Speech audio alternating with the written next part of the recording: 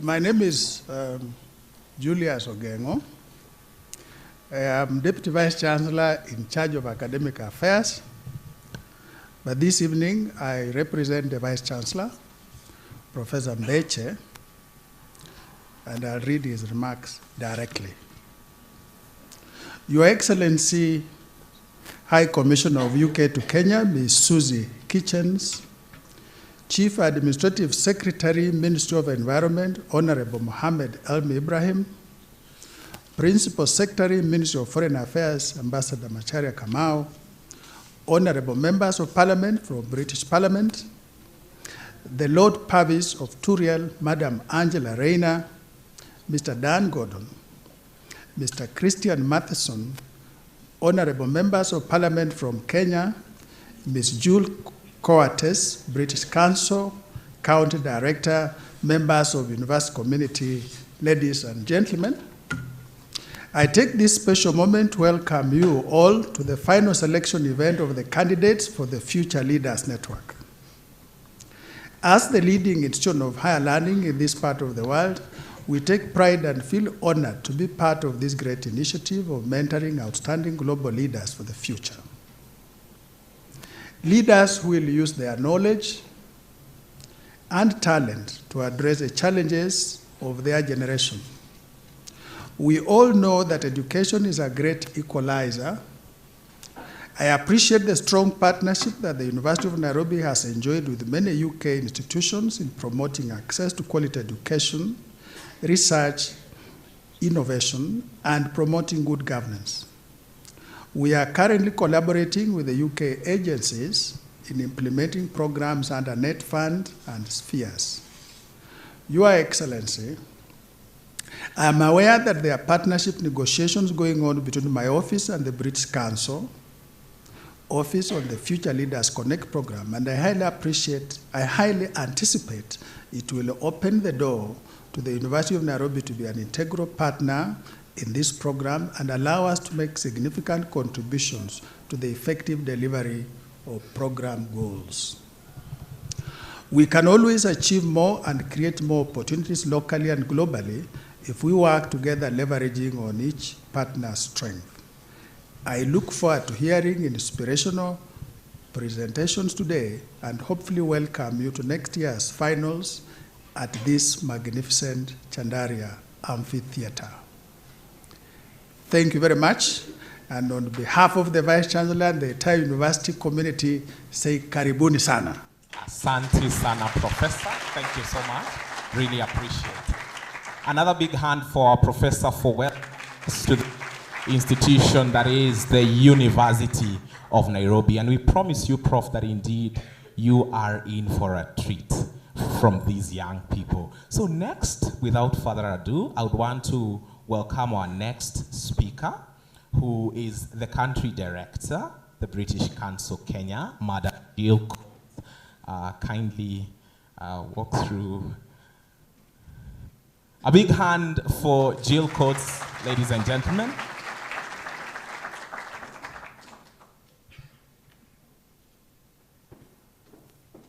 Sorry, I got them lost there. Right, found it. Thank you very much. Deputy Vice Chancellor, His Excellency Ambassador Macharia, colleagues from the UK Parliament, Lord Purvis of Tweed, academics, colleagues, students, friends, welcome. First, I would like to thank the University of Nairobi and the Vice Chancellor for extending an invitation for us to have this event here this evening in such an incredibly iconic institution in Kenya. This institution has produced some of the greatest leaders that Kenya has and will have. And I think it's the absolutely perfect location to launch the third year of Future Leaders Connect. My job is to say a few things about the program for people who don't know what it is yet. Basically, Future Leaders Connect is an attempt by the British Council to bring together the brightest young policymakers, change makers around the globe to create a global group of young people who can work together on global challenges. You may know that the British Council has been in existence for about 80 years, and when we were set up, the idea was to share friendly knowledge and understanding worldwide. And the reason we wanted to do that was in 1934, the world was facing some very frightening challenges. There were hateful ideologies growing up around the world. Countries were turning in on themselves. And the British Council was established to encourage openness, encourage exchange, encourage collaboration. But as an organisation that operates arm's length from government, we did that by connecting people. So connecting teachers, connecting students, connecting researchers, artists, poets, policymakers. And I think if any of us reflect, as our video showed earlier, on the challenges that the world is facing right now in 2019, if we didn't have the British Council, I think the UK would be trying to invent it right now. So it's amazing to be here this evening in an institution that we have partnered with for a very long time. We currently have 4 projects under the Newton Fund running with the University of Nairobi, which is looking at dealing with some of these shared global challenges. What is the programme? The programme is a 2-week training course for young people at the Muller Institute at Cambridge University, followed by an interactive conference in the UK Houses of Parliament, a visit to Number 10, where the winners get an opportunity to pitch their policy ideas to MPs, and possibly the highlight is a dinner with the elders in London. I'm not going to say too much more about that, because you'll hear a lot tonight, and our wonderful MCs have been through that programme themselves, and I'm sure they'll share a little bit more. This is year 3 of the programme. We already have 8 amazing alumni. Simon and Dr. Basire Stella are part of that group. And tonight, I'm incredibly excited that we will be welcoming another 4 fantastic young change makers, thinkers, policy makers into that alumni group, which will grow year on year, meet their counterparts from around the world, and begin to network and work together to make the world a better place. So I would just like to finish by wishing the best of luck to this year's candidates, and to welcome and thank His Excellency Ambassador Macharia for gracing us with his presence this evening as our partner in Kenya, to say a few words about the importance of this programme and the importance of a youth voice in policy making in Kenya and the world. Thank you very much. Thank you. Thank you, Jill, for those amazing remarks. As Ambassador Macharia is walking on stage, we are the millennial generation. So we hashtag, right? We watch YouTube and we're on Facebook Live. Our hashtag tonight is hashtag Future Leaders Connect. We are live on Facebook and we're also live on Twitter. Please share. Karibu, Ambassador.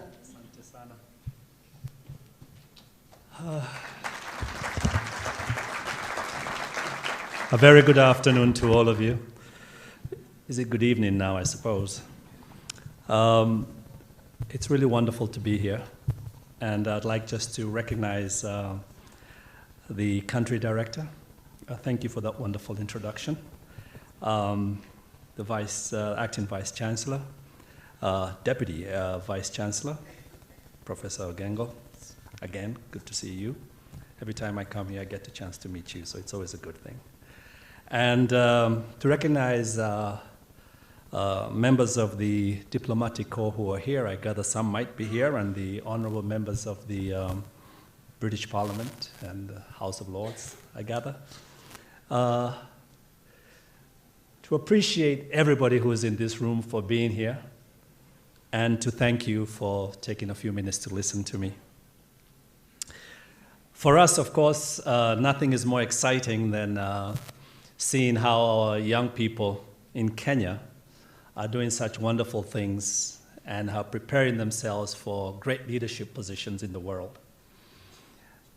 When Dr. Stella said the world, I suspect some of the younger people in this room kind of rolled their eyes and thought, we're never going to get really out into the world.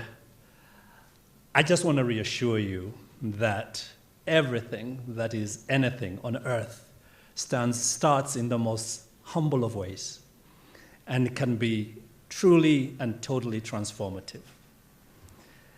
I sometimes think I'm a living example of that. Those of you who are aspiring to be policy wonks, who are aspiring to do policy in the world, sadly, I am the example of that. And so if that's your aspiration, and you look at me and you don't like me, then maybe you need to be doing something else. The point being that it really is incredible what great minds can do to change the world. And when people are dedicated and commit themselves and commit their intellectual energies and their emotional passions to changing the world, the tool that gets you there is policies. Because the connect between ideas and action, the connect between those two, is the policies that are put in place. And the better the policy, the better the connection between the idea and the change that you want to see in the world. And it sounds like a simple thing, but it is a very important thing. Because you find a lot of people who do policies in the world, and that's why there are so many policies that go nowhere, have great ideas, incredible policies, but they are totally out of sync with the reality that they're trying to change. And in a country like ours, changing our reality, transforming ourselves as we change our reality, is the single most important thing that we can do. And there's really no point of getting into the policy business if you're not really seeking to change the world in which we live, making it a better place for everybody. So let me end, I suppose, because I'm only supposed to speak for 5 minutes. Let me end, so to speak, by, first of all, recognizing those of you who are going to win, and there are people here who are going to win, 4 of you, this wonderful challenge that has been set up through the British Council. I think it's a wonderful thing. And I wish you the very best in everything that you do, picking up on your passions and your intellectual determination to get where you want to get to. But let me also recognize the rest of you all. Because, yes, the 4 will get there, and they will do great things because they've gotten there, I have no doubt. But there's so many of you in this room who, like me, never won anything to get to where they got to. I'm just one of those journeymen who struggled through life, going through challenge of kindergarten. That was actually a privilege, because in those days there weren't too many people, but anyway. Then to primary school, and then to secondary school, and then to college, and then to graduate school. But there was no miracle in any of this. It was all a slog. And I say this because we are all so capable.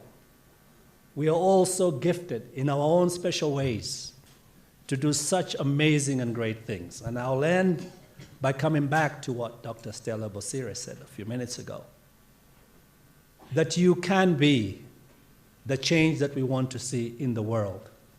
You, any one of you in this room, can be that person. And why do I say this? Because of what I have been privileged to do in the world. When I was charged the responsibility at the United Nations as a lowly ambassador from Kenya to take up the challenge of leading the world in putting together the Sustainable Development Goals that you've all come to embrace and understand, I never imagined that moment would come. When I was back home in Limuru as a kid taking care of pigs and cows and all those kind of things. But the moment did come. And I was able to do what I needed to do and make the connection between my ideas, my policy training, and the change that I wanted to see in the world. And so we developed the Sustainable Development Goals. And following that, I was asked, because of the success of that, to help the world put together the framework for global development, otherwise known as the 2030 Agenda for Sustainable Development. Little old me from Kenya, right here in Limuru. So why? Why am I saying this? Because yes, the four who will leave this room today as the champions deserve everything that they will get, every credit and every accolade, because they have done well. But there's maybe 1,000 other aspiring young people in this room. And every single one of you must believe that you are the change that the world is waiting for, and that you can rise to that occasion, and you can be the change that we want to see in our world. God bless you all. Thank you. Wow. Thank you so much, Ambassador, for those words. They remind me of one of the Future Leaders Connect member who's not here. Her name is Lucy. Lucy and I used to say that when we were in London trying to figure out how the underground works, that we are from Luanda to London. and it was so true that, Ambassador, you're talking to us about Limuru and pigs, and we are saying Limuru to the UN. And thank you so much for your kind words. Next on stage, I would want to invite our main speaker, the Lord Purvis of Tweed. Welcome. A big hand once more. Jambo. Dr. Stella, you said at the outset with your infectious energy how still young you were. And I'm a member of the House of Lords, and I'm relatively young in that institution. But when I arrived in your beautiful country, my welcome from your fantastic immigration officer when she looked at my passport and she saw my title, and she said, "Are you really what a lord looks like?" So I said, "I'm afraid so." And then she said, "Well, it's not your fault, and have a wonderful stay in Kenya."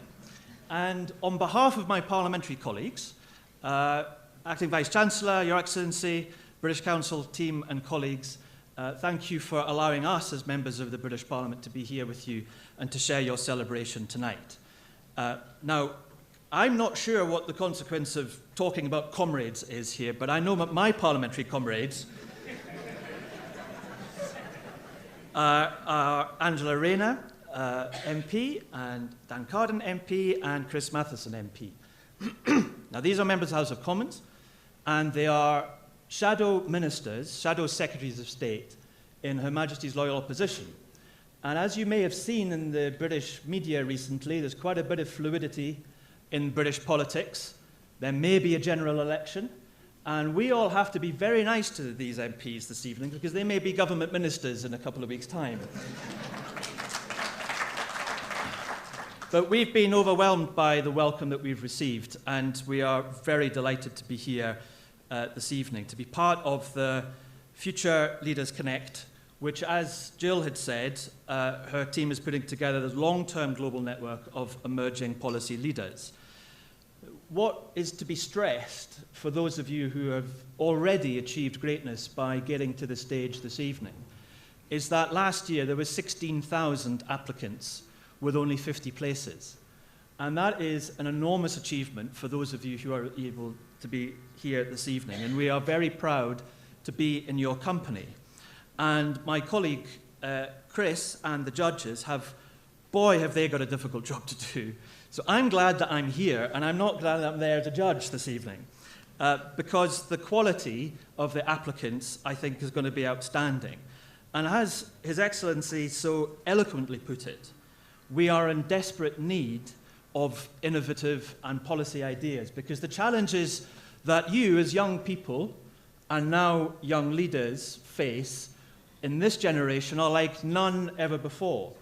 And I pay tribute to the diplomats and the representatives of the world who in 2015 put together the Sustainable Development Goals with visions linked with this program for ideas for access to education, tackle inequality, climate and environmental degradation, peace and justice. And you leaders this evening, and those of you now that will be part of the fantastic alumni that we have, will also be joining those from Canada, the USA, Mexico, Morocco, Tunisia, Egypt, Nigeria, India, Pakistan, Indonesia, Poland, and the UK. You are leaders in Kenya. You are global leaders, because these are global challenges. Now, I was thinking about your age group and the age group that this program links to. And I was struck with something that happened 30 years ago. Some of you will be 30, some of you were not born 30 years ago, some of you will have just been youngsters in your community. Now, who here has heard of Tim Berners-Lee? Put your hand up if you've heard of Tim Berners-Lee. I can't see many hands. I'm not a criticism, but Tim Berners-Lee had an idea 30 years ago. The following year, in 1990, the World Wide Web was born. That was his idea. And 30 years on, this concept, this little idea, has transformed the world. 4.3 billion internet users in the world out of a population of 7.5 billion. Today, 140 billion emails have been sent. Some not about Brexit from us in Britain. 400, now get this, because Stella asked you to be tweeting, so my figures will already be out of date, but just when I was on my way here, I checked, 409,000 tweets have been sent today, some not by Donald Trump. When I was born in 1974, so that's giving away that I am old, the population then was 3.9 billion, and I've said it's now 7.5 billion. It's forecast to grow to 9 billion in 2050. And Africa's population is expected to grow threefold this century. The British Council stated to us this week that there will be 362 million more 15 to 20-year-olds in Africa than today in 2050. It means that you will all be well into successful careers, your leadership will have been proven, and then you will also be the leaders of the next generation. So we rely on you and your ideas that's going to be presented here this evening. And I hope very much, on behalf of my parliamentary colleagues, that those of you that will be successful and take part in the programme and visit the United Kingdom with the Miller Institute, the Churchill College in Cambridge, linking in with the international networks that are part of the United Kingdom's DNA now, learning from leaders in their own field, interacting with MPs and other political leaders across the United Kingdom and our institutions, and help us form the ideas that we need in order to meet some of the challenges that growing global population will mean. It is about mutual friendship, it is about partnership, as we've heard, and it is about investing in the long term. And I want to end on one small point. The delegation and the British Council team visited the Macmillan Library today. And in one visit, we saw the opportunities that exist and also the heritage that you have come from. And we were particularly privileged to see the work that's being done. And it made me think that when I went back to the hotel, for one use of the World Wide Web today, and I Googled a little bit about the British Council and its history. And we all like a birthday party, and the British Council had a birthday party in 1955. It was its 21st birthday party. And the Prime Minister wrote a foreword of the report, the then Prime Minister, Anthony Eden. And I want to end with just the end part of the Prime Minister's report in 1955. The Council, the British Council, has rendered distinguished services both in peace and war to friendship and understanding between the United Kingdom and other countries, both within and without the Commonwealth. I send my best wishes for the future success of its work.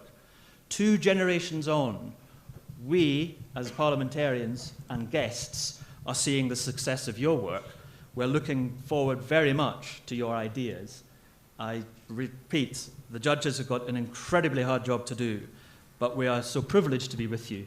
I wish you all luck, and I wish for the next 2 generations of the British Council's friendship and partnership with Kenya, all good speed. Thank you. Well, Simon, it's going to be a tough evening for making a decision, but I'm looking for 3 things. First of all, a policy, something that will make a real difference to ordinary people that perhaps wouldn't see that difference otherwise. Secondly, somebody that can inspire their fellow countrymen and women. They can inspire people to think that the world doesn't have to be this way and that change is possible. And thirdly, somebody who can represent Kenya. I've been and met future leaders in the previous programs, and it is a truly international program. So somebody that can represent Kenya on the world stage, somebody that can make those international networks and that can find global solutions to global problems. Thank you so much indeed, Luanda to London. And lastly, I would want to end with a lady, Miss Nerima. What are your expectations tonight? You get the last say on this. Thank you. I'm very honored to be here, one. I think a lot of the participants are my age mates. And I was saying when we were briefing that I'm feeling so nervous for them.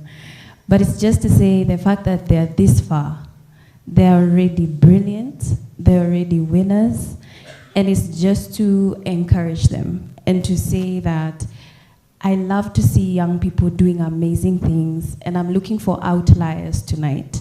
And I believe that many of them exist. So I'm looking for my team, I'm looking for my tribe. Wow, wow, wow. Now, as you go forward, she's looking for outliers. Mr. Matheson yesterday, as we were having a cocktail, looked at Simon and me. And we were talking about our policy ideas. I'm a health and human rights advocate. And this is the question he posed. So all these problems, what are you doing about it? Oh, yes. And I said, oh, we have this, we have interventions. But why are you not running for office? And that's the question I'm going to ask all of you. We complain, we talk, young people, on average, in this room, statistically speaking, 3/4 of you are below the age of 35 years. Why don't you stand? I'm planning to. What are you doing about it?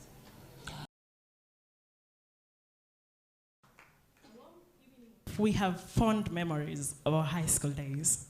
Well, except for Mary. For this day she was in class, the teacher walked in, called her, and later expelled her. Mary was pregnant. My name is Sharon Adhiambo. The United Nations Population Fund estimates that every day in developing countries, 20,000 teenage girls give birth. Closer home, it is estimated that annually 13,000 teenage girls drop out of school due to pregnancy. What these bleak statistics point at is a complicated future. First of all, they have a limited educational outcome, and as such, they may not comfortably and conveniently access both the formal and self-employment markets. With a limited economic outcome, they are subjected to live a life of dire poverty. And the children born into these families also live in poverty, and this perpetuates the vicious cycle of poverty. And because they step out of school as their male counterparts go on with school, it entrenches gender inequality.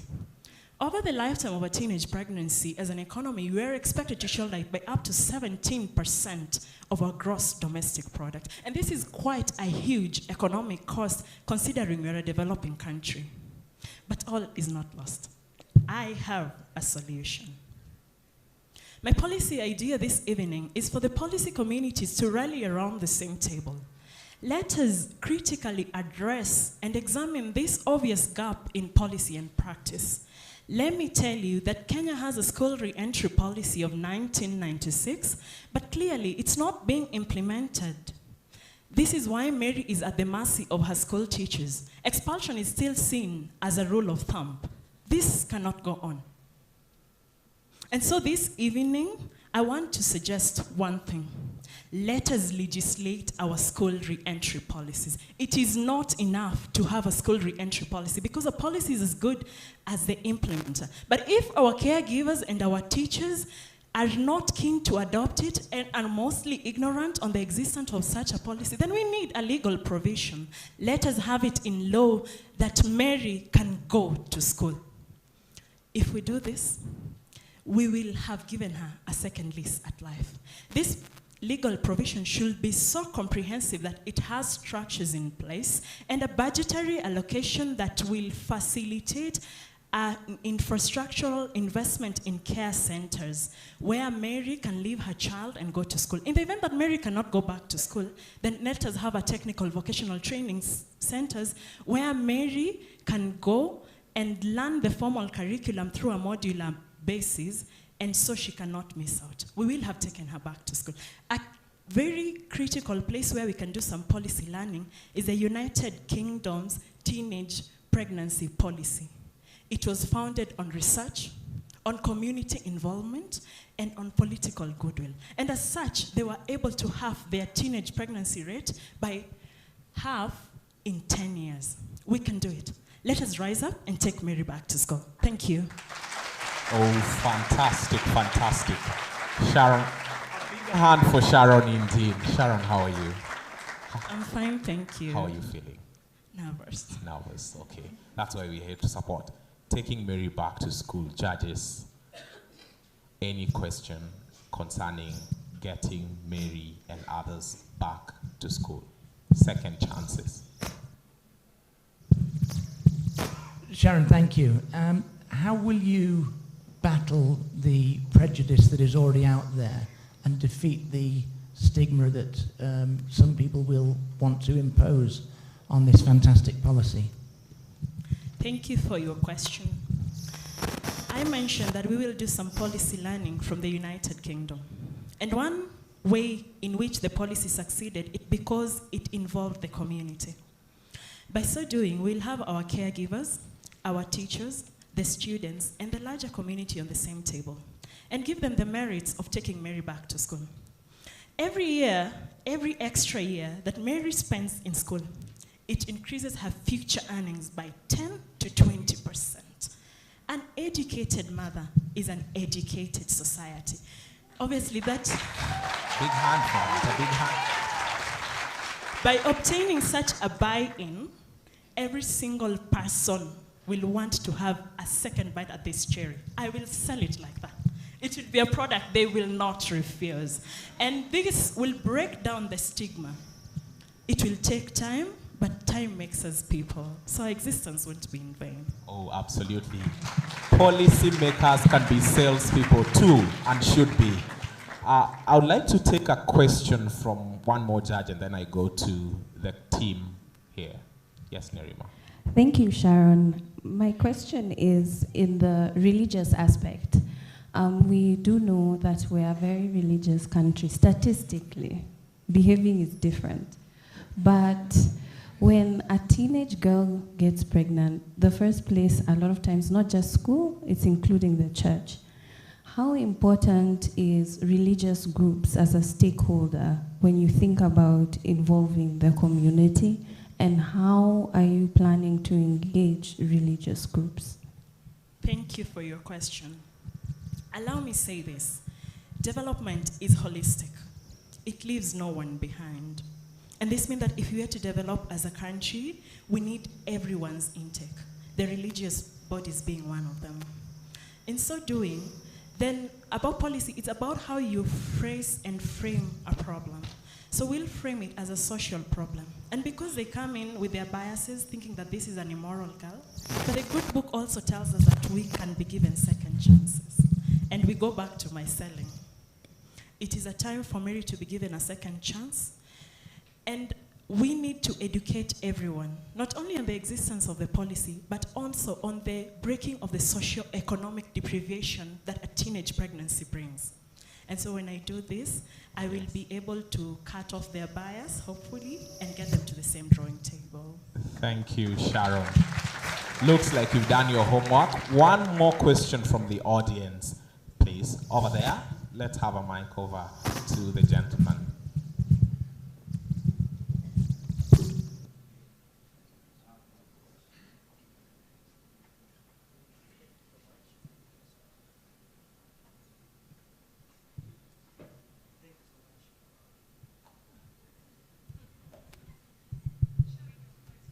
Thank you so much. My name is Yahal Otieno from St. Paul's University.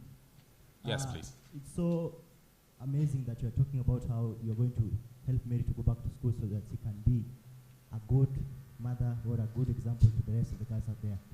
What is your policy trying to do to ensure that Stella, Akinyi out there who are almost finding themselves in the situation of Mary, what are you doing to ensure that not these other girls are not finding themselves in the situation Mary is currently? What are you doing to prevent the cases which you are trying to solve currently? What is your policy going to do about that? Thank you. Thank you, thank you. A big hand? Yes, please. Thank you for your question. I'm sorry I didn't get your name. When we talk about mitigation, we are trying to cushion the adversities that come with a teenage pregnancy. But the policy is comprehensive in that it involves the community. When it involves the community and other key stakeholders, we cannot afford to forget about age-appropriate comprehensive sexuality education. This will be part of my policy. And so when we teach them about their bodies, we are giving them a full scope to know about their sexual reproductive health and how their bodies work. And so when they make these choices, then they know the full consequences and can deal with it. In the event that they make it, then we are having this school re-entry policy so that they can come back to school. Thank you. Thank you so much. A big hand for Sharon. According to reports by the National Democratic Institute, indicates that Kenya held the most expensive election in the country. We hadn't seen anything yet. Come 2017, preliminary reports indicate that the country had the second most expensive in the world, only rivaled by Papua Guinea per voter. My name is Philip Nyakundi Gitana. I work for Transparency International, and in the last 5 years, I've been working on policy and legislative affairs. My presentation tonight is on what is election campaign financing, how election campaign financing has actually hindered the representation of youth and women, and eventually what strategies we can put in place so that we mitigate the issue of money in politics. Money is an essential component in politics. Politicians and political parties cannot do without money. For you to reach your electorate, you have to spend money to reach them wherever geographical location they might be. What disturbs is actually the big money in politics, because then that distorts what it means to actually have a campaign. According to Professor Wari Satia, in a paper on election campaign financing, she talks about only 3 people who make it in our politics in Kenya. One, a successful businessman, whether legitimate or illegitimate. Secondly, a lawyers. And thirdly, a senior or retired civil servants. The common denominator being resources that they have to fund the elections. Way back in 2002, it is estimated that you required 8 million to vie to be a member of parliament. 10 years later, it is estimated that you require actually 20 or 30 million to vie as a member of parliament. In 2017, we don't know how much you actually require to vie for that seat. Now, something interesting is happening in Africa. If you look at South Africa, currently the president, Cyril Ramaphosa, He's undergoing investigation of a campaign gift that he received during that election. The prosecutor is actually saying that the way that gift was given, it looked like it was money laundering. For me, that is a dream I'd want to actually see that happen in our country. Lastly, for us to see the will of the people in the ballot, we have to go back and ask ourselves where we went wrong. Post-election in 2013, we enacted the Election Campaign Financing Act. To date, that act has not been implemented. We need to go back, review the act, and ensure that the act becomes a foundation of transparency and accountability for our leaders and how they fundraise for their campaigns. Ladies and gentlemen, citizens, it is also your civic duty to actually investigate and ask your politician how they receive their money.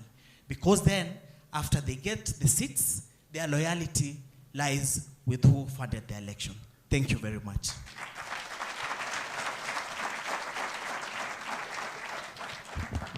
So when I come to you asking you to sponsor me when I vie for Member of Parliament, you clearly understand where my problems begin. Matthews, this is the conversation we were having yesterday. We need resources to vie as young people, but there's also the issue of accountability and transparency in how and where those resources come from. Thank you so much. We're going to take our questions from the judges.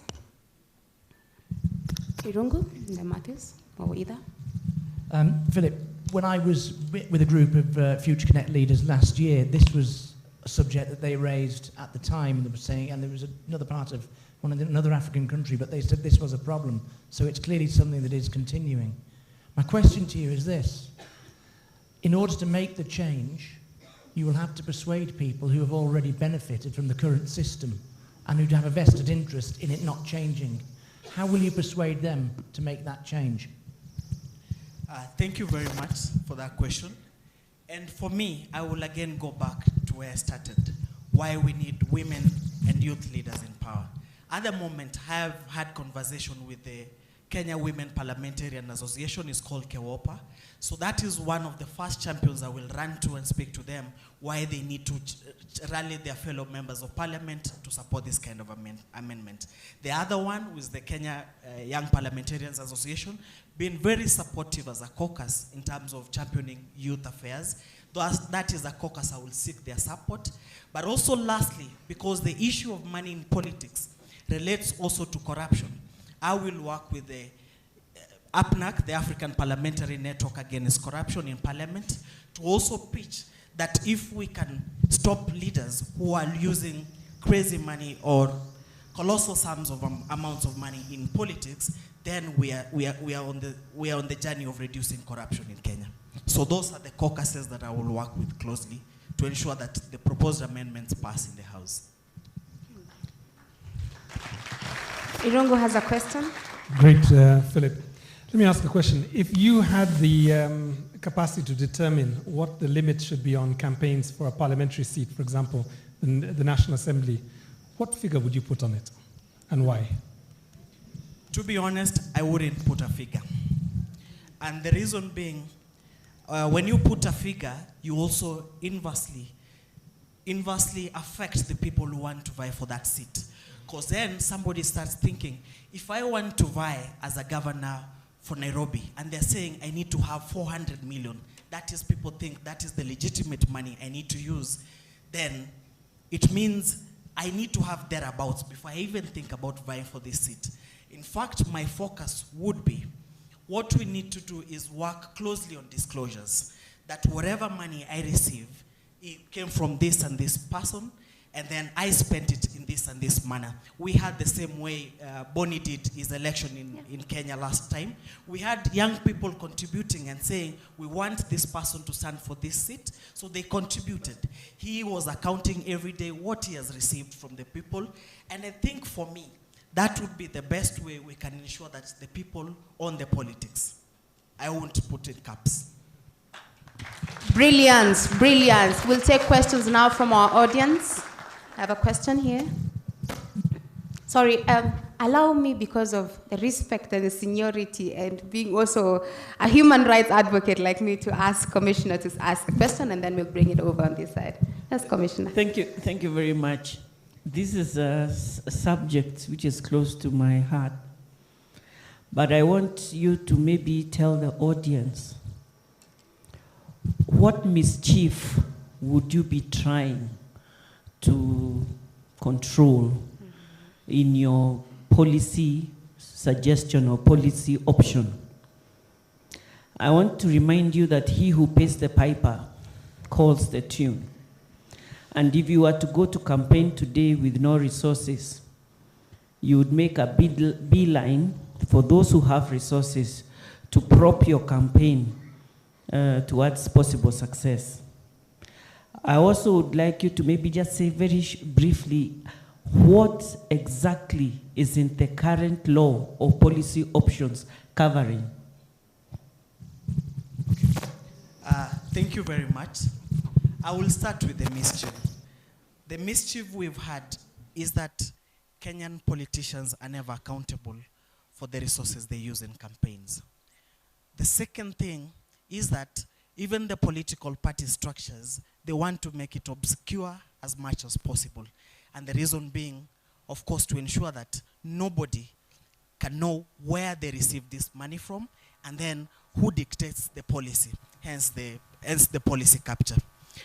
What is contained in our legislation right now is a lofty idea in terms of the sense that we, for example, say that you become a candidate when, of course, you get nomination. But then the legislation requires you to actually comply 12 months into the election. 12 months in the election in Kenya, we do not have a candidate. All we have is actually an aspirant. So then the legislation means, and that is why this legislation was challenged in court and it was found unconstitutional, that you cannot ask somebody 12 months before the elections where we haven't done nomination to comply with the legislation. So for me, my proposals and amendments would go into fixing that and ensuring that at least we have a level where the IBC, whoever is monitoring elections, would be able to see how the parties are getting money, how politicians are fundraising the money, and then eventually we can start questioning how this money is affecting the planning and budgeting of our budgets. We'll take one last question. Unfortunately, I have to move on this other side. There was a hand here, please. And I note the gender that is asking questions, the one that is mostly affected during turmoils and post-election violence, women. Thank you. So I want to ask a question on behalf of the youth of this country. You find that during registration, that is at the party level and at the national level, that is IEBC, it is too much expensive for any youth who is in the age gap of 18 to 35 years. What strategy or what do you think can be done in order to enable the young people who want to get into leadership easy access, since there is a lot of cash which is needed during that point of registration? Thank you. Thank you very much for that question. I have had an opportunity to actually sit with the major political parties and the youth wing of those political parties. Part of the reforms that are put in place just going into the elections, maybe 2022, and the discussions we've had with the youth leaders is that the fees are too high. But on the other hand, the parties also say that we need money to fund for the election. Not all parties are funded by the state coffers, and there is a struggle between what the youth bring into the party vis-a-vis what a life member of a party brings into the party. But going forward is that we need to keep pushing this, that the youth bring in ideas, and with money alone without ideas, then a party is as good as dead. Thank you. Ladies and gentlemen, Mr. Philip Nyakundi. Asante sana. I work with German Foundation for World Population, and my responsibilities are supporting county governments to implement policies and plans on reproductive health. I remember growing up, I was asking myself very many questions about sexuality. Growing up in an informal settlement, Mathare, I saw so many things around me. One of them was teenage pregnancies. The other one was young people getting infected with HIV and living with HIV. And the other one was sexual gender-based violence, thriving in silence and being seen as something which is normal.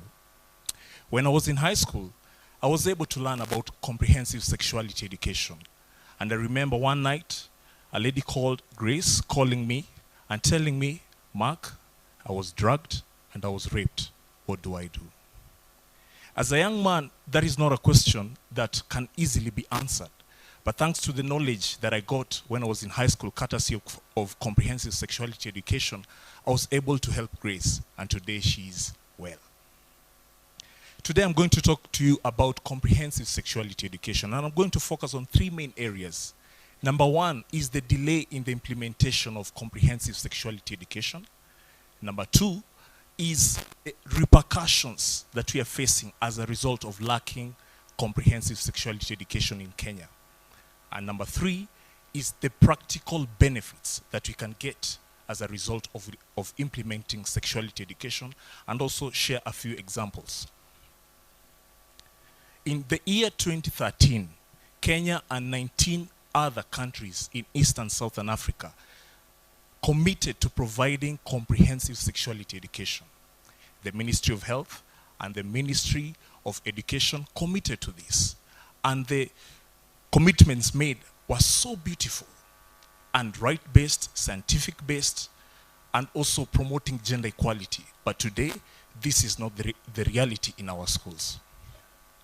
Contrary to popular opinion, comprehensive sexuality education is not about teaching children how to have sex.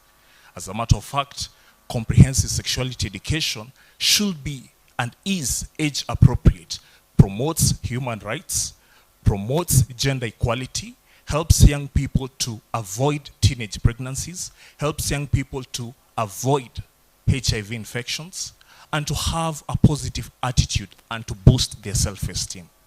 This is what I'm proposing today. When I look at the data in our country, according to District Health Information System of 2017, 27% is the current teenage pregnancy rate.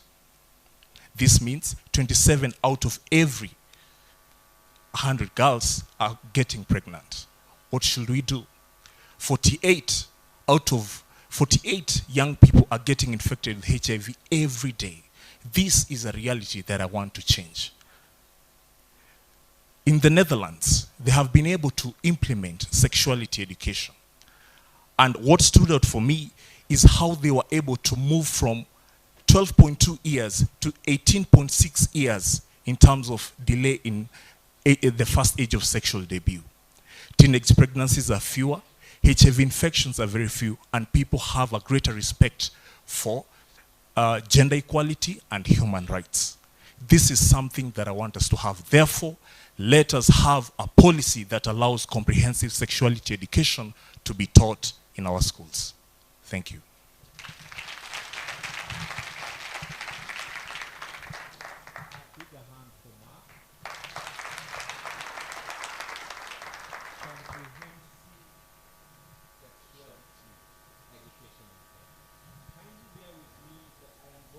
To only request that we have one question from the judges and one from the audience. And I'm going to request, Mark, you've done a fantastic job to be succinct in your responses so that we have a chance with the other candidates. Yes, please.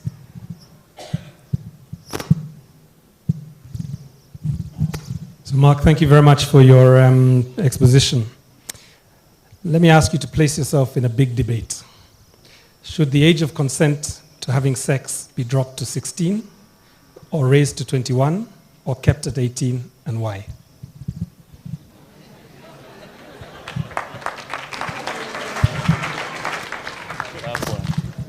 That's a very good question. To be honest, as much as we put a tag on that, we cannot really control what age young people are going to start having sex. But as for me, thank you. But as for me, I would encourage young people to understand what it means to have sex early and late. And from this, they can make an informed decision on when to start having sex. For example, in the Netherlands, they moved the age of first sexual debut from 12.2 years to 18.6 years. And this is a good thing because at 18 years old, you're able to make clearer decisions. So that's what I propose. Wow, and the comrades clapped when we said you cannot control the age at which. All right, I'm going to have one more question. I'm going to this side kindly to this gentleman in specs like myself. Thank you very much. My name is Maurice Mashiwa. It may not be so much... Could you try and raise your voice just a little? Okay, I am called Maurice Mashiwa. I have a very simple question for you. Is it so much the problem of knowledge, policy, implementation, or is it so much the problem of ethos in our society? Is it so much the problem of ethos, or is it a problem of we have policy not being implemented, we have the debate on the question, should we go back 16 or 21? Is it that the issue, or is it our question of ethos? Thank you. Mark, did you get that? Yes, I did. And that's a very nice question because currently we don't have a clear policy that puts every other young person on the same platform to learn about sexuality education. For me, I believe knowledge is power. And if you have knowledge, you're able to make an informed decision. At the moment, for example, if I give you knowledge or I tell you that when you take that corner and you take a right, you're going to meet a lion. You're not going to take that route. You're going to change it. So I think it's more of knowledge and, of course, embracing values. And comprehensive sexuality education really puts cultural values at the center. So that should not be ignored. A big, big hand for Mark on comprehensive sexuality education. Thank you, Mark. All my life, I have seen myself equal to the monkeys in this forest. Why do I say this? Because I have delivered under these trees, I have taken herbs for medicine, and I have buried too many children in this soil. Maybe that is why it is a little bit too red. This is a testimonial of an 80-year-old woman when we opened a health facility in Talabani, Laikipia North. This is the face of lack of access to health services and a story of 80% of the population in rural areas. The Constitution says that every Kenyan has the right to the highest attainable standards of health services, including reproductive health. I am Dr. Phyllis Maina, the Sub-County Medical Officer of Health, Laikipia North. There is a disproportional focus on urban, hospital-based curative services at the expense of affordable primary health care in the rural setting where the majority of the population resides. There is also a health workforce crisis. As we speak, the doctor-patient ratio is 1 to 17,000 against the ideal of 23 to 10,000. If you think this is bad, it gets worse. 50% of this health workforce are in Nairobi, serving just but 8% of the population. What is my policy idea? I want you and I to work together in this. We are both producers and consumers of health. We both belong to our community. Let us be trained as community health workers to offer services at a household. It could be a village, it could be an estate, it could be a gated community. And there will be 3 pillars. 1, this community health worker will be well-equipped, well-trained, and a budgetary allocation for their incentives. We shall integrate the community health workers into the formal health sector. And the 3rd one is to have community health workers not considered as an auxiliary workforce, but to have community-led programs where the social economic dynamics are actually considered in every program. Has this worked? Yes, it has. In Laikipia, as we speak, in the past 2 years, we have worked with community health volunteers.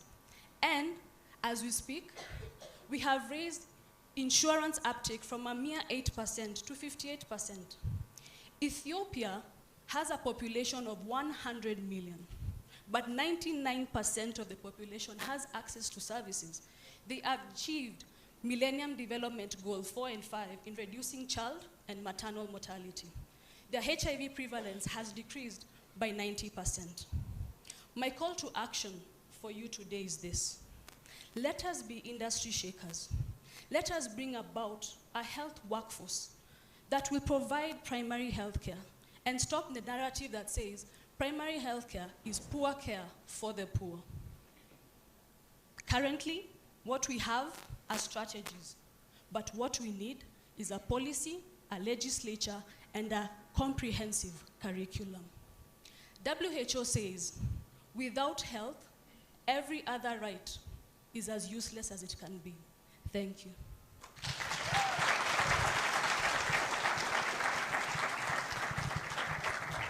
Without health, every other right doesn't count that much. Thank you, Dr. Phyllis. I would like to take a question from the judge and one from the audience, please. Phyllis, how important is it that these health workers are locally sourced and locally trained, and why? Thank you for your question. Having worked in a rural marginalized area where cultural, social, and economic contexts are not considered, I have learned that by working with the same population, you're able to address this. And even when you're carrying out change management, it's easy because you have champions from the community who understand both sides of the table. Thank you. If I can Thank you for that. I George, will... Simon. Yes, please. We had half a question each. Oh, how smart. Sneak. Phyllis, great presentation. Given the levels of corruption in the public healthcare sector, why don't we just privatize everything rather than going with your proposal of public healthcare? I believe that government has an obligation to the population. That should never be a conversation. So the issue is not privatization, it is corruption. Let us fight that vice. Wow, wow, wow, wow. The next question now.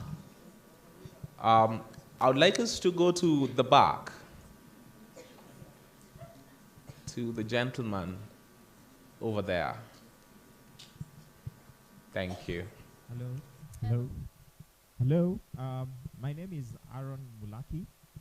I'm a health policy analyst. I have a question for you. One of the things that we are grappling with in the health sector is a huge wage bill. Over 70% of all the resources that go to health going to paying salaries and wages.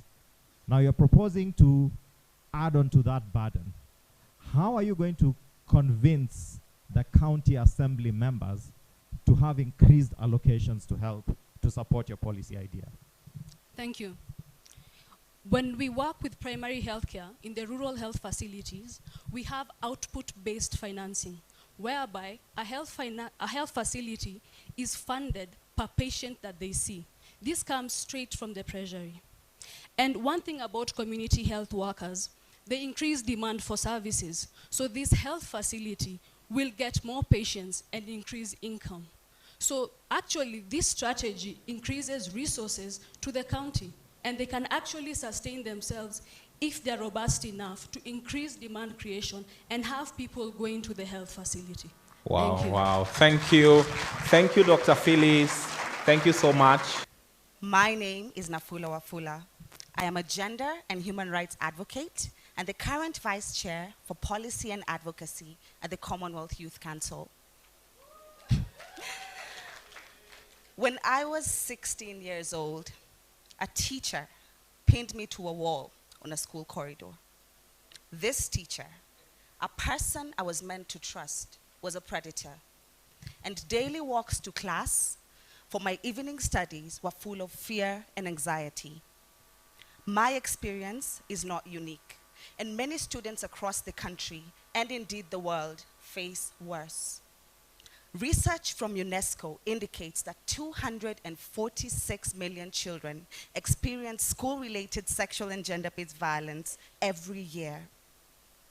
3 out of 5 Kenyan principals reported that sexual harassment among students was rampant in their schools.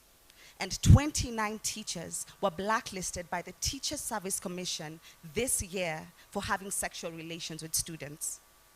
63% of high school students have reported to having been bullied. And Kenyan universities and tertiary institutions lack concrete data on sexual and gender-based violence. Now, school-related gender-based violence, or SRGBV, has lasting physical and psychological consequences and leads to poor school performance and increased school dropout rates.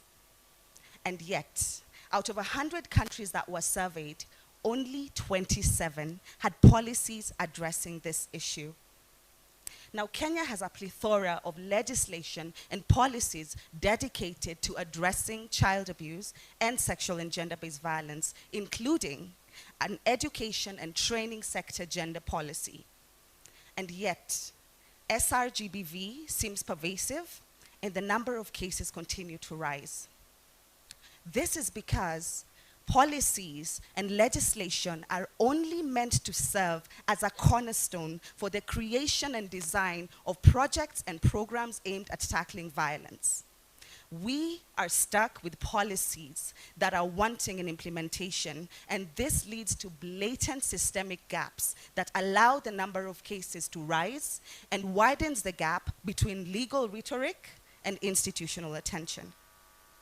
My proposal today is not for the creation of new policies, but for the strengthening and implementation of existing ones.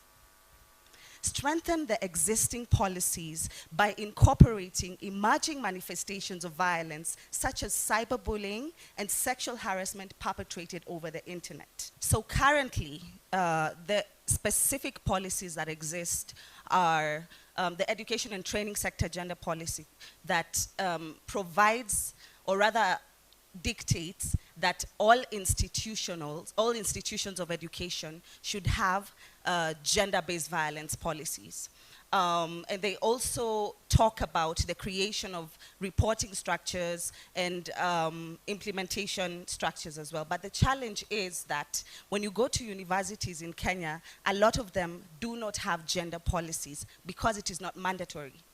They don't have to have them. And at the same time, we don't have a standard of what sort of policies should exist. The same campuses have not created proper structures that link up the different service providers within the institutions, and many a time students do not know where to report. At the same time, we do not have any proper prevention strategies. So when you look at when you look at the physical environment around schools and universities, you'll find that some of them, there's no clear street lighting. There's so many physical or infrastructure gaps that are existing that should be in place because we have a school safety manual. We have a Universities Act. We have different provisions that dictate what should be implemented, but these are not found on the ground. And so what happens is that when assault happens, when cases happen, 1, it is difficult for them to report, 2, it is difficult for them to be followed up on, and 3, it is difficult for the survivors to actually get justice. Wow, wow, wow. Audience, hey, there's a pink hand at the end there. It's wiggling. The mic is coming to you. Hello, everyone. Please make it short. Yes, my name is Grace, and I'm from ActionAid Global Platform.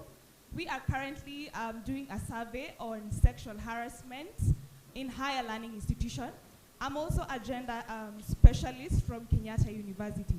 My question will be, so in my school, we have sexual harassment policies, but yet we see that the sexual harassment is still thriving in the institution.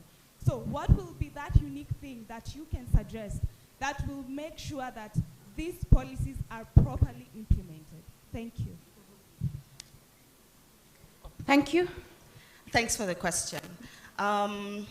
About 2 years ago, I was working in the sexual and gender-based violence space, specifically in universities, and I founded a program called SEMA, and what we would do is go into universities and help them come up with policies on addressing sexual harassment and gender-based violence. The biggest challenges that we saw, especially that were barriers to implementation, were one, the stereotypes that exist and the culture that exists when it comes to gender is still incredibly problematic.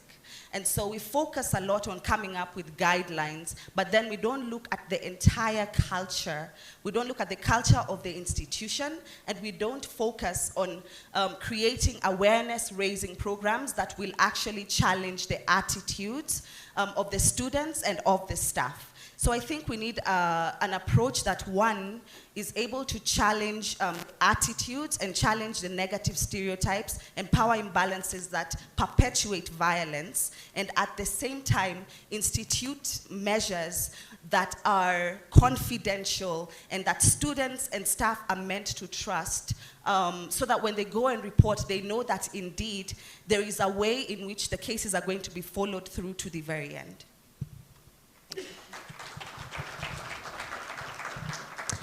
Would you pack that?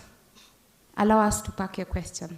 And then we'll have a moment of interaction, then we'll ask more questions to our presenters, please, because of time. Thank you, Wafula Nafula. Thank you so much. Kindly let's take a few seconds to imagine the young girls that have to live with shock and trauma for the rest of their lives. Imagine the many survivors that have to carry their emotional burden within them. This is the reality of 200 million girls and women across the world that have been mutilated in the most personal and intimate parts of their bodies. The fact that 1,000 girls are mutilated daily in the name of culture, gender, religion is difficult to imagine. Do you know that despite female genital mutilation, also known as female genital cutting, being illegal in Kenya, the act still takes place in secrecy across the borders? It's very sad that many violations to human rights are going unnoticed or are seen as mainstream. My name is Shariz Odongo, founder of Malisha Charity Organization that focuses on the empowerment of child victims. And my policy idea is in regards to female genital mutilation, how it affects the mental health of young girls, and how it propagates to child marriage. And today I will tell you why it is important for the government to establish rescue centers that target groups of girls who are at most risk, in particular girls coming from rural and remote communities, as well as refugees. As of now, there are a few rescue centers that have been established in various counties, such as Narok, Kajiado, and West Pokot. But most of these rescue centers are operating as private institutions so that the owners can be able to get money, take care of most of the boarders who are FGM survivors. As a result of this, these rescue centers have become overpopulated and they're in dire need of renovation and expansion. And there's nothing much the founders can do because even them themselves, they solely depend on donors. Many survivors are affected with post-traumatic stress disorder, anxiety, depression, and they receive minimal health protection from these rescue centers.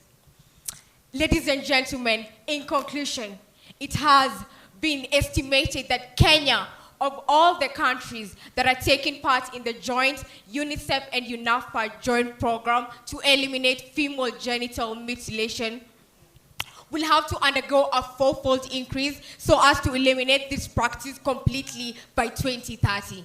One way we can maintain this trend is by establishing rescue centers that are funded by the government so that people will know that if your parent wants you to undergo FGM, there is somewhere you can run to. A lot has been done at the community level, but further work needs to be done at the national level so that to demonstrate that interventions addressing gender inequality and violence against women, when adequately funded, can positively impact the realization of all the sustainable development goals. Ladies and gentlemen, let's remember that it's not impossible to eradicate female genital mutilation. We can do this by 2030 by involving all the relevant actors.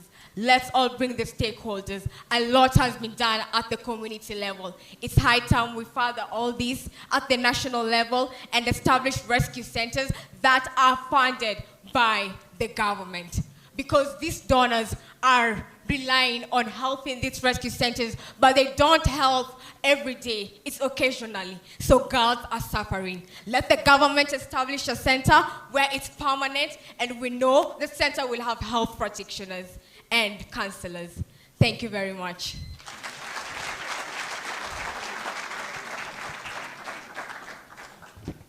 Cherise, how are you? Fine. Good stuff. Back to the community as a pillar. Our judges are something for Cherise, yes. Yes, Irungu. So Cherise, well done. Great presentation. So we have a county commissioner by the name of George Natembeya, who has a great name, as you can hear. And he proposed in December that we should institute mass testing of all girls across the country to establish whether they had undergone the cut and proceed to arrest their parents and the chiefs for facilitating this. Would you recommend this course of action and therefore be able to, I guess, identify who would go to the rescue centers?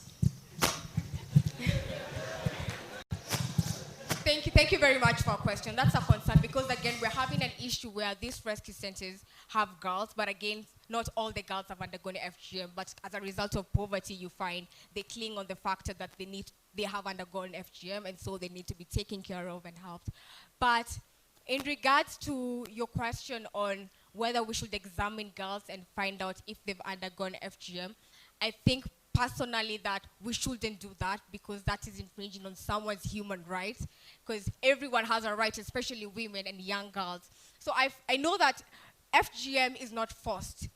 Not all counties are practicing this practice. It's just a few communities, and it's just people who are clinging onto culture, clinging onto traditions and gender, things that should be left out. But I think it's important for the centers to be established so that, thank God, through education and creating awareness, people are aware that this act is illegal in Kenya and it has harmful effects. So we can't say that nothing has been done at the community level. People are aware. But now if people will know that there's a center where you can go to, if your parent wants you to undergo FGM, there's somewhere you can run to and you won't be chased, you'll be helped. If you're a survivor and you've undergone FGM, let there be a center where people will know I can go and open up and say, I went through FGM. What are the next steps that I can be helped? Because it's not the end of life. There's life after that. Wow. There are health implications to that. You'll be helped, you'll be assisted, how you can minimize complications such as fistula when you decide to get a baby. So that education and creating awareness and not stigmatizing that because you've got FGM, it's the end of life. It's not the end of life. Well, so a big hand. Natembeya means I am walking. I saw Mr. Madison looking at Irungu, and Cherise is saying she's not walking with Natembeya. Another question from this section. The lovely lady, right? Yes, you got it. My name is Judy Tobero. I come from Baringo County. Now your policy is so well. Thank you. Now, let me ask you this. If you construct that, if you have that center, let me tell you first, our women are taking themselves to FGM, not girls, women, mothers. Let's say you establish that in Baringo County. Don't think that we will have tortoise, goats going to those centers rather than those girls and women. So, what's the question in there? The question is, how do you address that first? That women, not even girls, those mothers, they're taking themselves to FGM to go to those circumcision centers. Thank you. Okay. Thank you very much for your question. We need to understand that different communities have a different approach on what they think FGM. There are some communities that perceive it that once you undergo FGM, then you're a woman, then you can get married. Well, there are other communities that perceive it as a way of controlling a woman's sexual desires so that she cannot practice in sexual activities before they're married.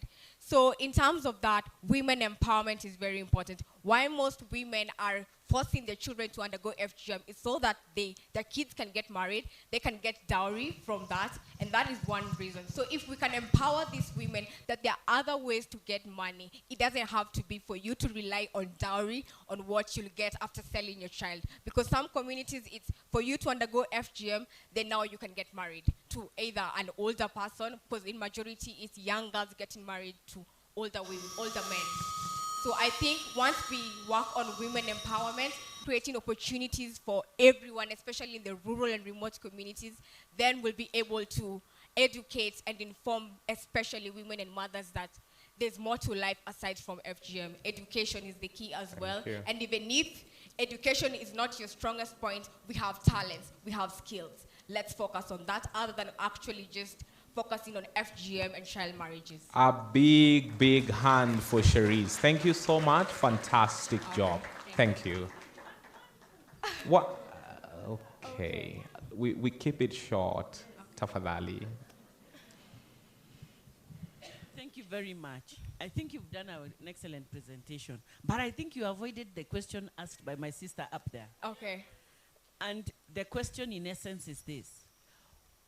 What right do I or you have in dictating to a mature adult when she chooses to female circumcision or female cutting? Why would you want to make it illegal for me? When other women in the West, my sisters in the West, they go for all these, what do the surgeries? Cosmetic surgeries and whatever.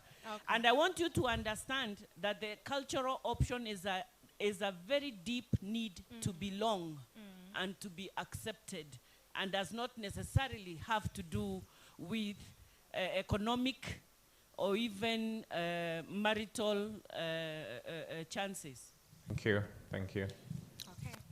Thank you much for the question. Yes. I think in terms of female genital mutilation, circumcision, in men and women it's very different. In men, there are benefits to circumcision.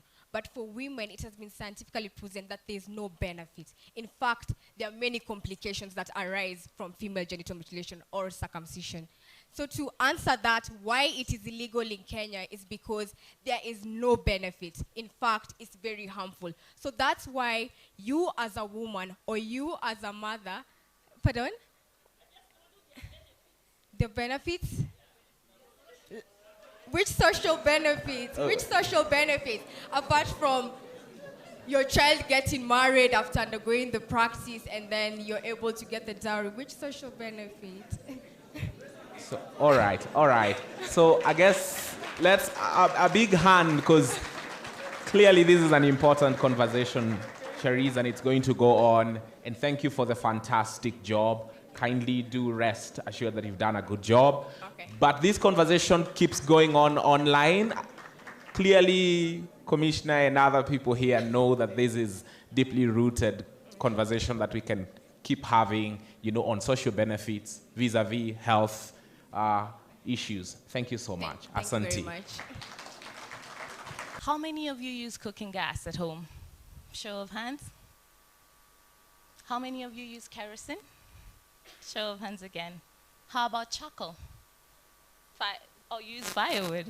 Okay. It's telling.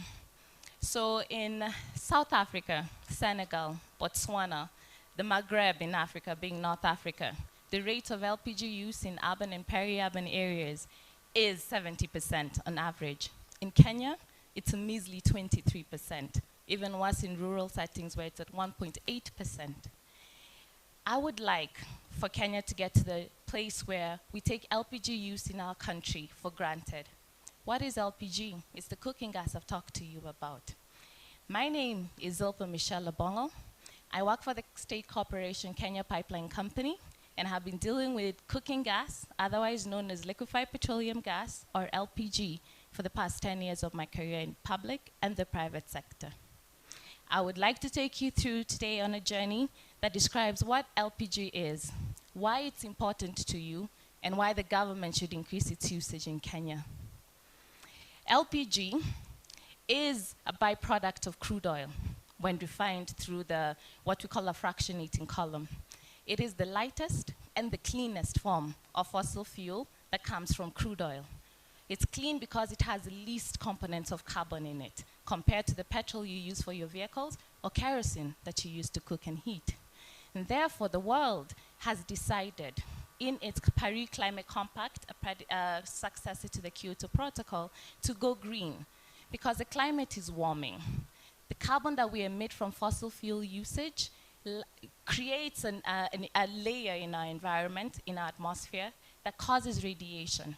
We need to then progressively move from high carbon fossil fuels to low carbon fossil fuels like LPG in the transition period before we get to renewable sources like solar and wind. But those are expensive to produce. Therefore, we settled on LPG and natural gas as the transition fuels. We need, as a country, to move towards a clean technology. However, in the interim, we have to wait because of funding. Why is LPG necessary for you? July has been recorded globally as one of the hottest months in the world, and it progressively gets that way each month on month. It feels like the proverbial summer where it should be winter in this country, so that farmers can plan for their crops and for their harvest. But you're feeling the heat. You need to reduce your reliance on heavily carbon-emitted fossil fuels. You need a cheaper form of fuel. LPG compared to kerosene globally costs 2 shillings a kilogram. In Kenya, it costs 202 shillings a kilogram because of lack of investment in infrastructure to distribute it to you and make it accessible. You need to have access to cheaper and efficient fuel. Globally, LPG has been recorded as one of the most efficient forms of power, aside from electricity. In Kenya, our fossil fuel production accounts for 32% of the electricity that we use. LPG doesn't feature. Why? Because we haven't committed it as a priority in the country. Yes, we have geothermal and the rest, but LPG can be directly used in your homes. We rank poorly in global rankings with regard to LPG adaptation. 467 times outranked by the United States in per capita usage. And in Africa, as I told you, we're just at the average, outranked, outshined in West, South, and the Maghreb. In East Africa, we rank well, but at 7% penetration, it doesn't matter. The government needs to increase affordable LPG to you through funding in infrastructure for storage and pipelines. I would urge you to know more about your right to LPG and to adapt to a cleaner environment. Therefore, as I pitch out here, I would like you to agitate for regional and national LPG usage, and I would hope that you are more aware of what LPG means to you. Thank you. Thank you, thank you, thank you. Judges, clean energy. So once again, thank you very much for a great presentation with lots of passion. Thank you. 2 months ago, 3 people died as a result of a gas explosion. Mm-hmm. So the method of energy you're proposing is still highly dangerous. Mm-hmm. What can we do to make it more safe for households and for mass consumption? All right. The reason I stand here and talked about the government's increase in infrastructure funding is because LPG cannot be handled like any other fuel. It needs to be piped and essentially also piped into your homes. So where LPG penetration is highest and safest, it's through piped gas. So the projects are already lined out. All we need to do is approval for those funding in infrastructure. When you have piped gas from source at the port and into your home, it's extremely safe. So LPG handling just requires a technical level of expertise and not pedestrian handling. That would reduce any incidences of fire and explosion. Thank you for the question. Thank you for the answer, rather, the response. We have a question here. Yes, the gentleman in a checked shirt from the audience. Sorry. Okay.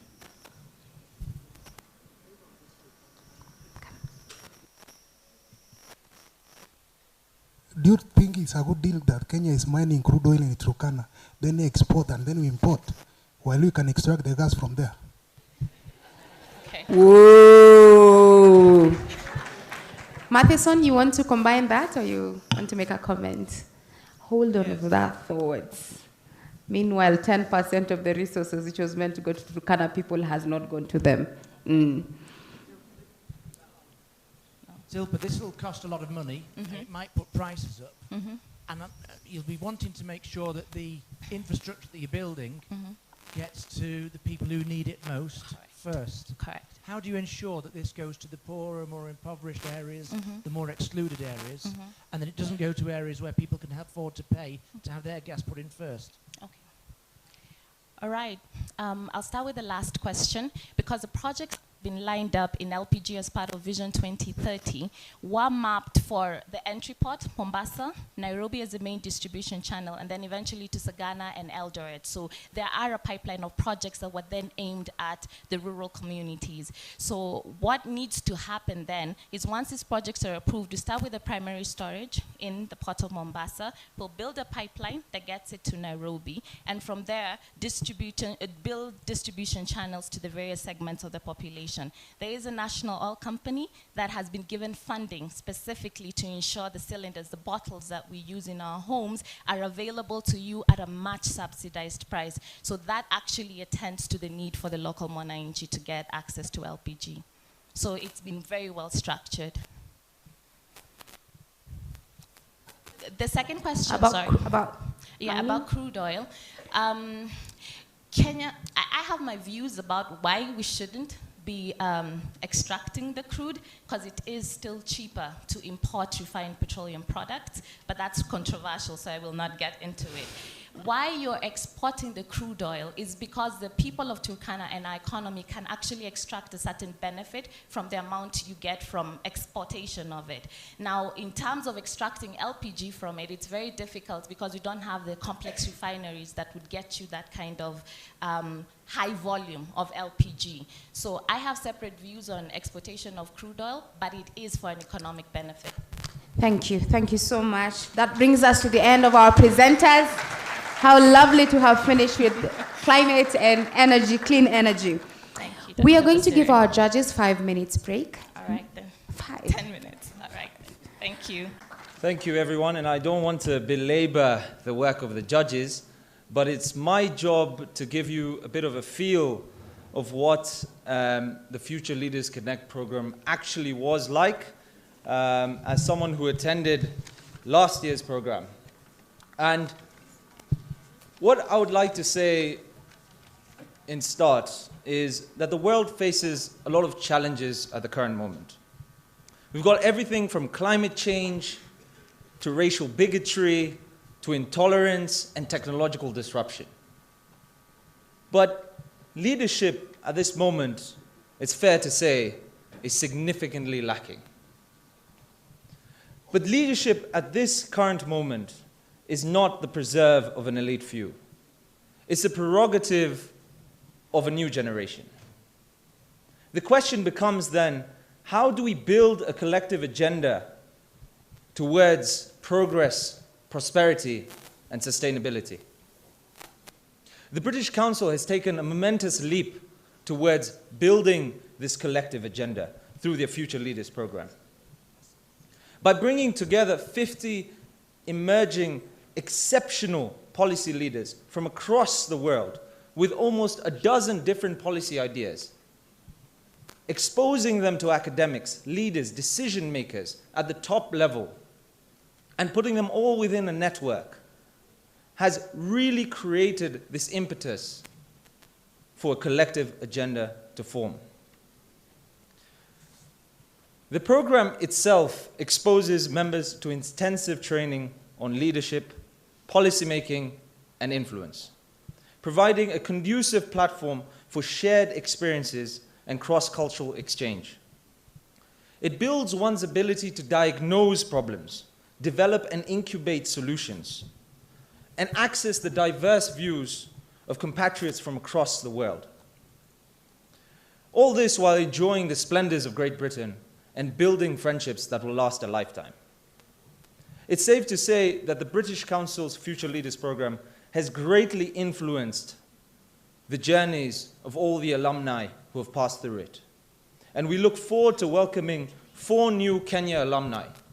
And on behalf of the existing alumni, who I'm sure you will interact with this evening, we would like to extend our deepest gratitude to the British Council. We are truly indebted for the experience that they have given us, and we're surely moving forward as a country with younger voices reaching all scales of government. So with that, I would like to thank you for attending as we wait for the judges to give us their feedback. And I will encourage you to continue interacting with the British Council through their Facebook page and their Twitter page. There's a multitude of opportunities that are going to be arising this year. So please do keep in touch with them. And let's keep building this momentum towards a collective agenda for progress, prosperity, and sustainability in Kenya and the world. Thank you. So on behalf of the judges this evening, we would like to congratulate all 8 candidates. As Nerima said earlier, when you get past 1,000, you are all winners. So we would start with that, and let's give them a round of applause.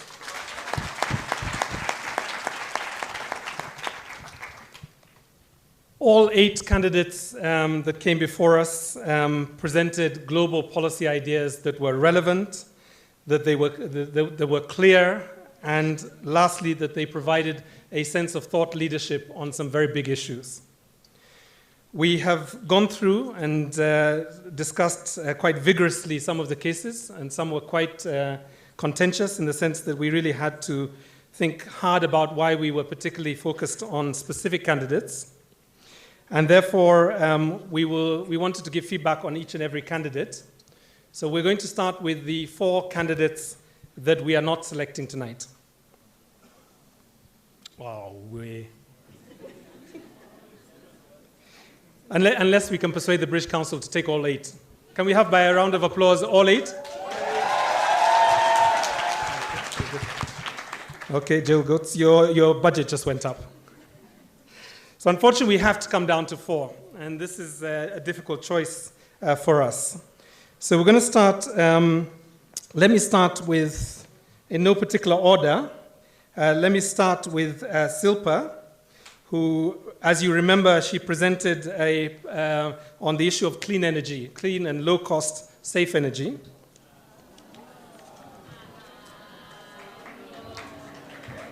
A clap is better.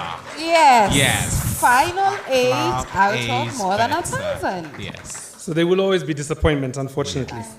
As Kenyans, you have the right of appeal. I've already alerted the Supreme Court.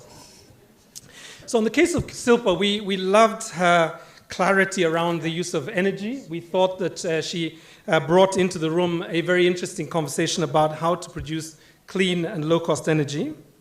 We noted that she was basically trying to move the country away from crude oil and the more dangerous fossil fuel as a form of energy.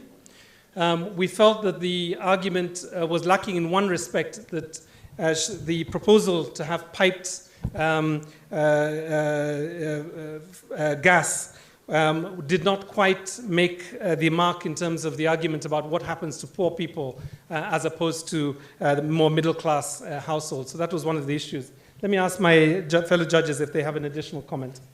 Yeah, I'd already had a question lined up about how we achieve our target and our aims in terms of global warming. And actually, Zilpa already answered that in her presentation. So she'd already foreseen what I was going to ask, foreseen one of the problems, and had dealt with it in her presentation. I was really pleased with that.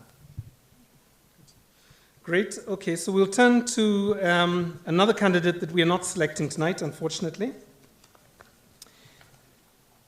And this is the candidate Philip Kichana, who presented a big hand. A round of applause for Philip.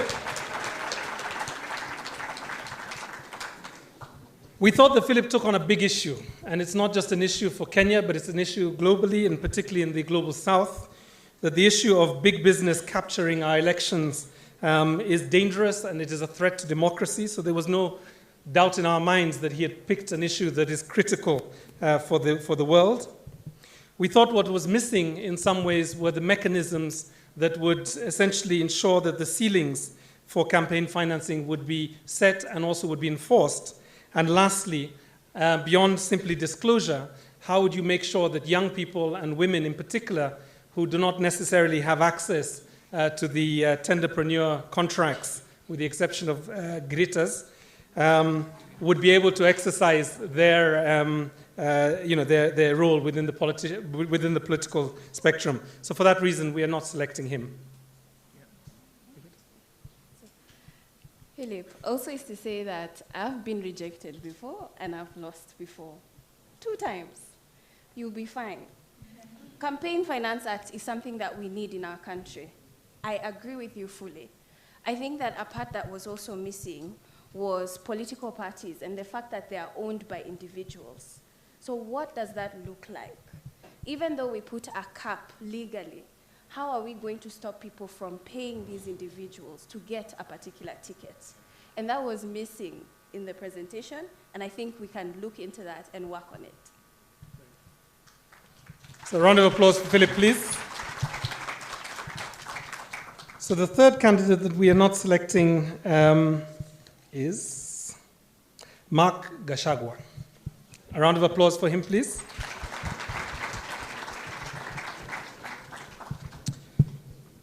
So Mark, if you recall, made a very passionate call for comprehensive sex education, probably one of the most controversial issues, not just for Kenya, but across the world. We thought that he had done extremely well in terms of linking the issue of sexuality and the importance of young people understanding their sexuality and being able to control their sexuality. He used a couple of statistics and he placed himself very much inside of that story. If you remember, he talked about growing up in Mathare and the authenticity that came with that we thought was very powerful. What was missing was an argument that was embedded beyond more information and what that information would look like. If you were to make this case, what would have been, most strongly would have been to talk a little bit about more in terms of the kind of curriculum, whether it's important to have this embedded in educational policy, or whether it would be important to have it generated through clubs and extracurricular interventions. So this was the reason that we didn't pick Mark, but not because it was a bad presentation, but simply that there were others that were stronger. Okay. So now it's getting a bit more intense, huh? Oi. Oh, yes. Okay. Msema kweli. Deep breath. Yes. So the fourth candidate that we're not picking, partly because of the strength of the other candidates, is Cherise.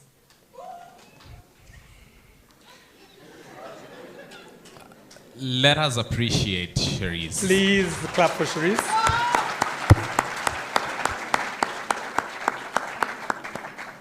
Comrades, power. Comrades, Ria. Ria. I see you. Okay, if there was one presentation that was extremely passionate, rapid fire, very quick in terms of the arguments, that was Cherise. She spoke about female genital mutilation. Not a simple topic, but she's held her ground under quite a few comments and questions and positions that came from the audience. And we love that as judges. We love the fact that she was able to talk about the impact of FGM, particularly in terms of mental health, in terms of child marriages, and also that ultimately it is a violation of human rights under our laws and our constitution.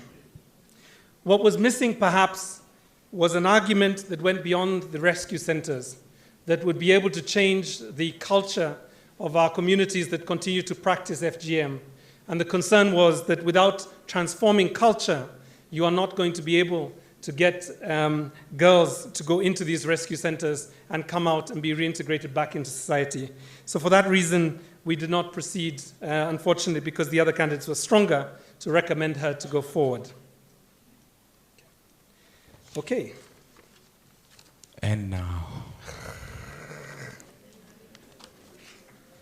So the remaining 4 candidates are the candidates that we are recommending to go for the Future Leaders Connect for 2018?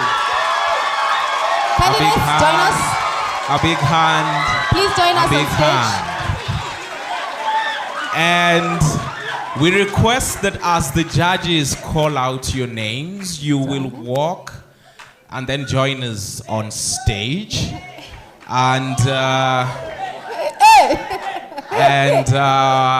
as we celebrate, we will also request that the British Council Country Director, Madam Jill Coates, joins us, and Prof. And the Apollo. Deputy Country Director, Madam Mukami, as well as Apollo. Okay, and if we can take the liberty as judges, we're going to request the other 4 to also come on the stage. So all 8 candidates, if they can come forward. So Sharon, Phyllis, hey, Dungo, and Nafula, please come up. You are the...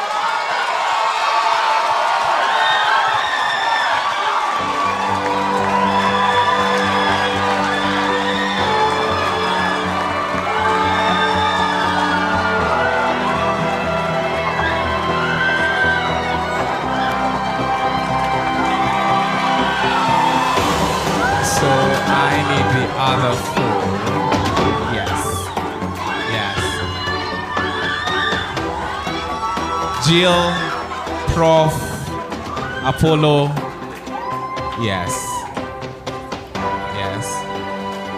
So, yes. So is it possible to get the other 4 on the candidates? Absolutely. Yeah, absolutely. We are not starting until you come up. Hopefully you are coming.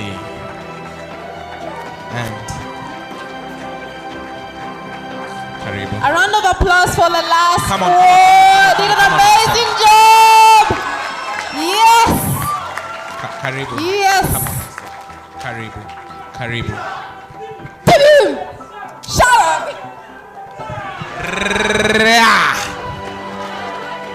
Okay. This is fantastic. This is fantastic. Okay. So, Sharon, Philip, Mark, Gitao, Phyllis, Nafula, Shariz, and Zilpa. You are the top 8 out of 1,000 candidates in 2009. Congratulations.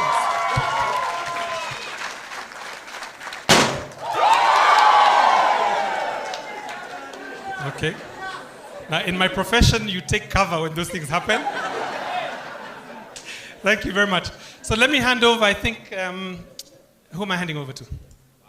At this point, anyone can do. Yes. Yes, Dr. Stella. What do I say? Congratulations. It's been a journey. This far you've come.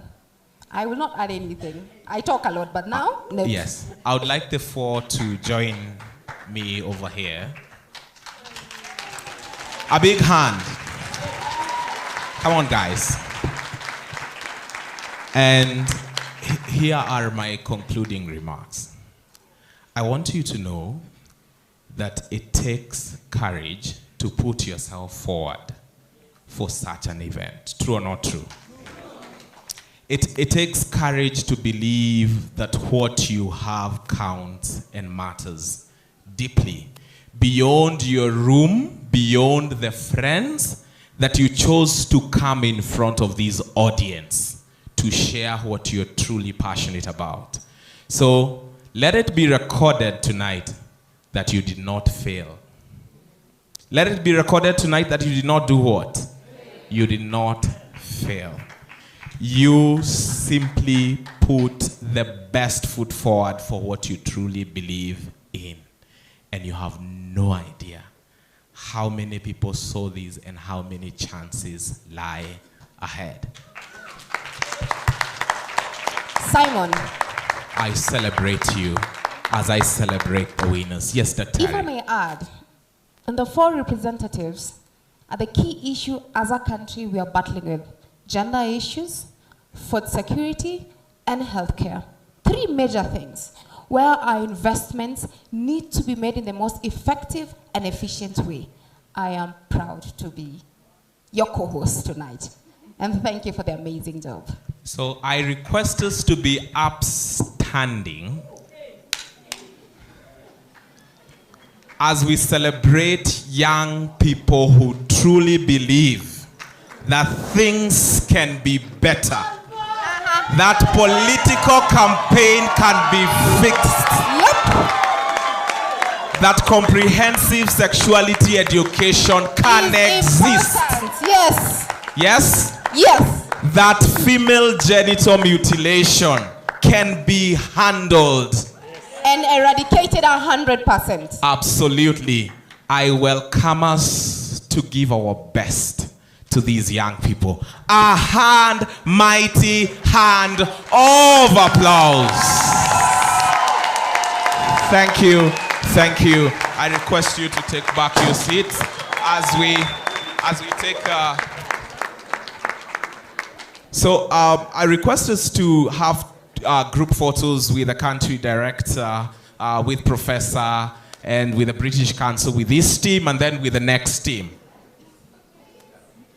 Our camera people, this is the moment. Perfect, sir. There you are. As you're Jill, taking the photos, the this judges. is also a moment to network. This is also a moment to know the people in the room. We had very influential people in the room. Sit down and listen to them also. Some of them have been in policy and have influenced lots and lots of policy for a long time. Asanteni sana.